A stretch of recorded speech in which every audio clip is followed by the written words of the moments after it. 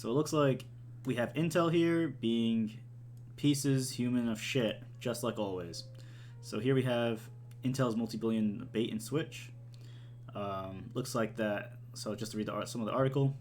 Just a couple of months after Intel's multi-billion-dollar lobbying effort succeeded in winning microchips companies billions of dollars in no strings attached corporate subsidies, Intel is reportedly planning to lay off thousands of workers. What a bunch of fucking cocksuckers. We bring back jobs here. You bring back manufacturing here, and then you're just like, no, fuck it. We want to get rid of these workers anyways. Like, we don't give a shit that the fact that fucking the government is paying us just to bring back our manufacturing. We don't give a shit. We're just gonna get rid of everybody. We're just gonna get rid of a bunch of fucking people for no fucking reason. Like, this is why when you do policies, like this guy right here, when you do policies, you make sure that there are provisions in place to make sure that these fucking assholes, these cocksuckers, don't just take advantage of you. And this is exactly what they did. So here we go. The potential layoffs come only weeks after the company announced a shareholder dividend at the same rate as the previous few quarters, amounting to a total of about $6 billion in annual dividends. So dividends is basically paying back to your shareholders whatever they invested. Like, for every amount that they invested into the company, you give a portion back to them, which is fine. But if you're going to if you're gonna do layoffs in order to pay off your dividends, you have a fucking problem. Okay, you have a fucking giant issue within your fucking company when you need to lay off a bunch of workers just to afford this. So yeah, fuck Intel for this. Moving on, the sequence of events confirms warnings that the so-called CHIPS Act from a vanishingly small number of critics who caution that without changes, the legislation will let companies use the money to finance payouts to wealthy investors. It would not obligate the companies to expand their investment to domestic jobs. Exactly. So basically, yeah, they're gonna bring it back, but then like they just took the money as to essentially pay off their investors instead of using the money to fucking grow the company and to bring back jobs from overseas. So Bernie Sanders actually explains more of this. And yet these critics were ignored by politicians of both parties eager to shovel federal money to a handful of powerful tech companies.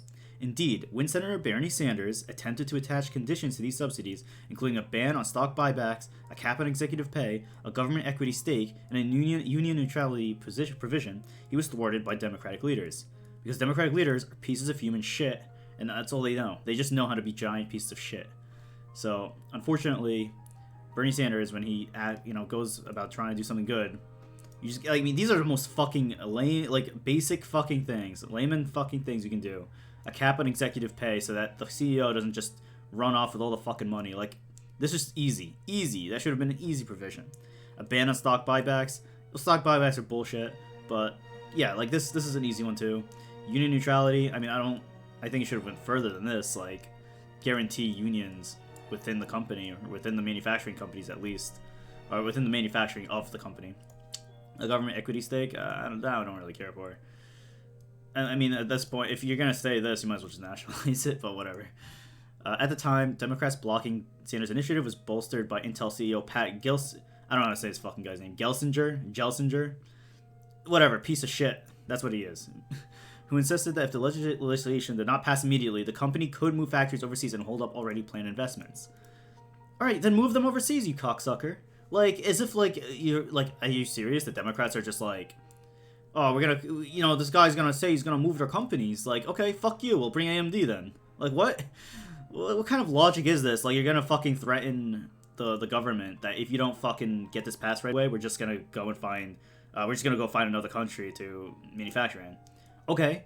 Like, what's funny is that Intel is an American company. Like, it's a global company, I think, too, but it's also American.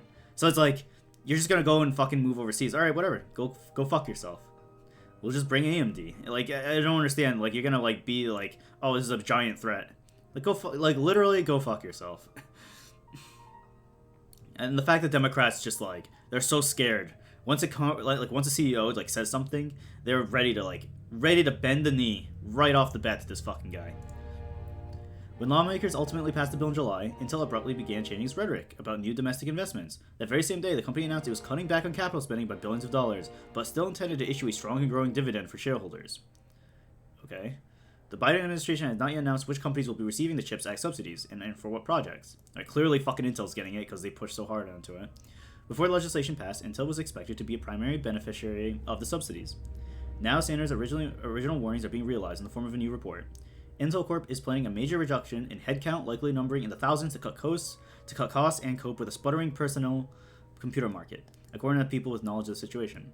Well, that's because people, because of inflation, because of how shitty the situation is in the economy, people aren't fucking willing to spend thousands of dollars on computer parts. Especially Intel, who's a giant, who's getting absolutely fucking fucked right now by AMD. So it's like, why am I going to go and buy an Intel CPU when I can just go buy an AMD CPU for like half the price and nearly the same fucking performance? Like, I don't understand this. And then they get the fucking money from the government, and then they're just like, oh yeah, we're gonna do layoffs to fuck over a bunch of workers, which will continue to fuck over the economy as workers are laid off. Like, look at the logic. Also, going back to these guys in the Democratic leadership, it's like, okay, so these motherfuckers, because you didn't do any provisions to fucking protect workers, they ended up laying off a bunch of workers, and now they're gonna get money, may potentially go on welfare, to fucking get money from the government and unemployment because you decided not to fucking put the money on Intel themselves, on these fucking giant corporations. So now you're paying them twice. You pay the Intel, and then you're paying them again by fucking paying for their workers. Great. It's genius. Nancy Pelosi. Smart. Very smart lady. Love it. Bloomberg reports that the move is a likely attempt to shore up profits, as Gelsinger reported on a recent earnings call. Yep, because you want to get profits to make your company look like it's doing great, even though everything's going to shit, and to keep your dividend going for your investors. We're also lowering core expenses in calendar year 2022 and will look to take additional action. So basically this means we're doing more layoffs. When they say core expenses, that means we're doing layoffs, we're going to cut pay, this kind of bullshit. That's the Weasley talk for fucking layoffs. And we'll take additional actions in the second half of the year. So they're basically promising, they're literally promising, yeah, okay, we're also going to be doing more layoffs. What a bunch of fucking cocksuckers. Fuck you, you piece of shit, Gelsinger. So, yeah, here we go.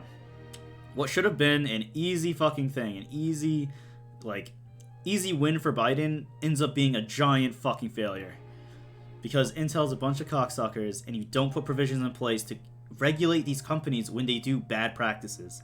These companies will and always will look for additional profit. They will get the money from you, from the government, and then they will fucking spit in your face as soon as they get it. Unless you basically put the whip on them.